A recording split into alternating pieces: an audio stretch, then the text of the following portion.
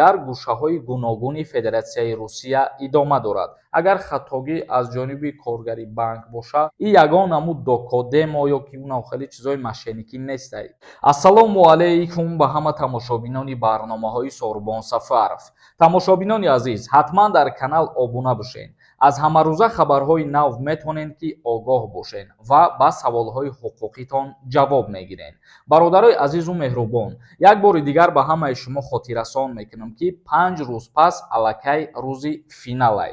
450 донаи дигар билет мондагиай. Як ҳаракати дигар кунем бародарои азиз, ҳозир бидроен билет бихарен, ҳамино тамом шавад тезтар хуб мешавад. номерои ватсапе ки дар рӯи экран дидесен, дар ҳамин номерои ватсап картаи Сбербанк ҳастай. карта ба номи Мунис меброяд. ба 1000 рубл 10 дона билетон метиҳем. сумтона партояни чектона да инами ватсап равон кунед. ҳамагӣ 75 дона приз барои шумо падбор кардагем. ҳама каса ҳаракат кунем бародарои азиз. хабари нави имрӯзаи мо: тафтиши муҳоҷирони тоҷик дар гӯшаҳои гуногуни Федератсияи Русия идома дорад. чанд нафари онҳо дар ин бора наворҳои худшона дар интернет паҳн кардесиянд. бародарои азиз, чӣ хеле ки худтон медонед, тӯли чанд ҳафтаи охир шид ки дар Федератсияи Русия рейдҳои вазнин гузаронидесанд, махсус барои муҳоҷирони тоҷик. мисол, агар нафарҳое ки документ доранд ё документ надоранд, як лав зан марда рейд кардесиянд, ба шуъбаҳои милитсия бурдесиянд, штрафшон кардесиянд ва баъзеша депортатсия кардесиянд. ба ҳамин хотир ба ҳамаи шумо як бори дигар огоҳ мекунем. бародарои азизу меҳрубони ғариб, шумо бо эҳтиёт бошед. дар кӯчаҳо бисёр гаштугузор накунед. ба тарабхонаҳо наред. ба бозорҳо бисёр гаштугузор накунед. умуман дар ҳар куҷое ки шаҳрвандони хориҷӣ бисёр мегарданд, худтон хубтар медонед ки чӣ хел рейд гузарондесанд.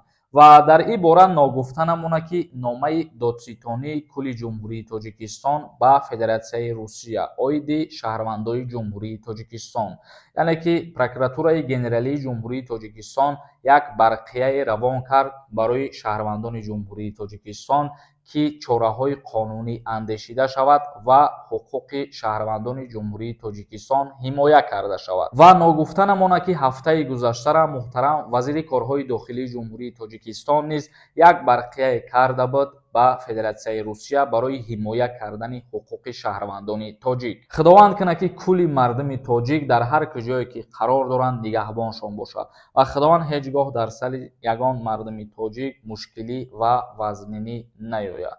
доруҳои табиӣ аз ширкати Шифофармо барои шумо. инчунин доруҳо барои зиёд кардани риш ва мӯйсар. инчунин доруҳо барои нест кардани простатит ва зиёд кардани қувваи мард. доруҳо барои нест кардани сангу намаки гурда. ба рақамҳои рӯи экран дар тамос бошед. инчунин нафарҳое ки мехоҳанд ҳиҷомаи бепул кунанд, шумо ҳам муроҷиат кунед. комментарияҳоро мехонам, бо диққат гӯш кунед то ба саволҳотон ҷавоб бигиред. қаҳоров нависонда: ассалому алайкум акаи Сорбон. ҳазор раҳмат барои барномаҳои хабар медиҳӣ. барои патент 4 рӯз пеш чек кардам, аммо ба ҷои моҳи июн моҳи июл ба чек гирифтам. ин хатои коргари банк буд. оё патентам месӯзад? агар хатогӣ аз ҷониби коргари банк бошад, мисол шумо рафта дар ҳамун банк муроҷиат мекунед, мумкин аст ки ҳамун моҳи июла дар моҳи июн переоформилят карда бишавад бародари азиз, лекин дар инҷа айби ти нестай. ишқ нафрат нависонда: ассалому алайкум акаи Сорбон. агар видварения карда бошам, ман патентамро продлит кунам мешавад ё ин ки не? видварени кардагӣ бошанд бо тариқи ҳалномаи суд, ту ҳаққи дар Россия истодан надорӣ, тимболе ки патент дигар чизо. хуршед нависонда: ассалому алайкум ака, даъваткунӣ ба хизмат тамом шид, бо кай сар мешавад? бале, мутобиқи эълони вазорати мудофиаи ҷумҳурии Тоҷикистон гуфтанд ки даъваткунӣ пурра ба анҷом расидагиай ва призови ояндаш тирамоҳ да сар мешавад. элёр нависонда: ассалому алайкум. қонун биромад ду фарзанддороро ба хизмат мебаранд. хеле қонун набиромадай ва тағйиротам ворид шидагӣ нестай дар ин мавзӯъ ҳозира шуда. баъд якчандин нафарҳои дигар оиди видеои динангии ман нависонданд. касое ки тамошо кардагӣ нестен, дар видеои динангӣ бидроен тамошо кунед. номи видео хушхабар барои шумо нависондагим, сурати хидмай, баъд сурати пулай. ва дар ӯ видео оиди пул кор кардан аз интернет ма камтар сухан кардагиам. бисёри нафарҳо нотуғри фаҳмиданд ҳамин чиза ки ма пул мегирам мисол ва ё пул кор мекунанд, ин хеле нест бародарои азиз. ӯ курсай, ранги дарс мехонед шумо. ҳамон видеои динагиро хуб бо диққат тамошо кунед. ман дар оҷа гуфтагием ки касе мехоҳад дарс бихона, пулкоркуниро ёд бигира, курс сар додагием, дар ҳамон WhatsApp менависонед, оҷа информатсияи пурраро дар шумо пешниҳод мекунанд. ин ягон ҳамун доко, демо ё ки уна хеле чизои мошенникӣ нестай. ин бизнеси интернетиай, хариду фурӯш, савдоай. ба ҳамин хотир дили пир қатӣ метавонед ки дар ҳамун курс иштирок кунед. Galaxy A7 нависонда. Мардум ҳозир граница сафар накунед. Вазъият хела вазмин аст. Мумкин аст ки депортон кунанд. Эҳтиёт бошед. Якчанд нафар аз одамои шиноса депорт карданд.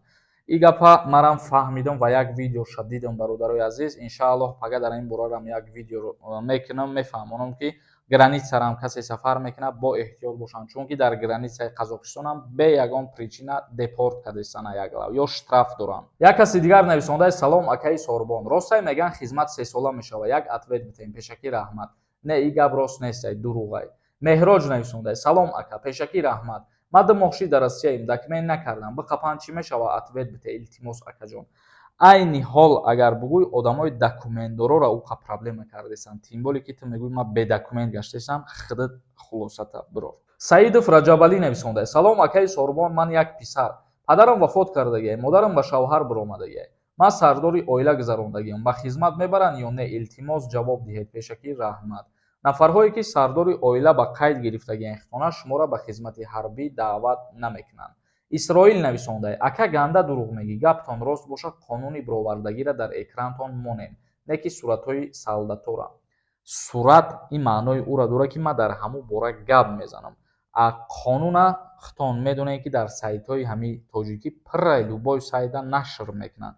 ман ҳеҷ вақт дар пеши худам гап намезанам, лекин баъзеи шумо рӯтона сиём мекунед, инам хеле комментариҳо менависонед. баъд Шарипов нависонда: акаи Сорбон, ҳамин меган 2 фарзандам дошта бошӣ мебаранд.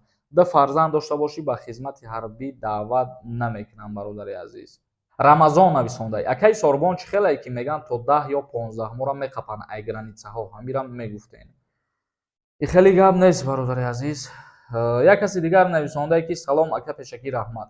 Абалава дар аэропорт ҳамон шида, илтимос видеои дигаритондан мегуфте. бародарои азиз, 10 бора гуфтестам дар видеои дигарим, тоқа не дар ҳар видеом гуфтестам ки ҳамин информатсия биромад, пурра эълон кард вазорати мудофиа ки нақша ба иҷро расид. ин сухани ай пеши худам ё ҳавоӣ нестай. қонунгузорӣ пешниҳоди мардум мекунад. ҳар як мақомот пешниҳод мекунад вобаста ба кори худша. тамошобинони азиз, ба ҳамин видеоро ҷамъбаст мекунам. То наворҳои оянда, худованд ҳамаи мо шуморо нигаҳбон бошад.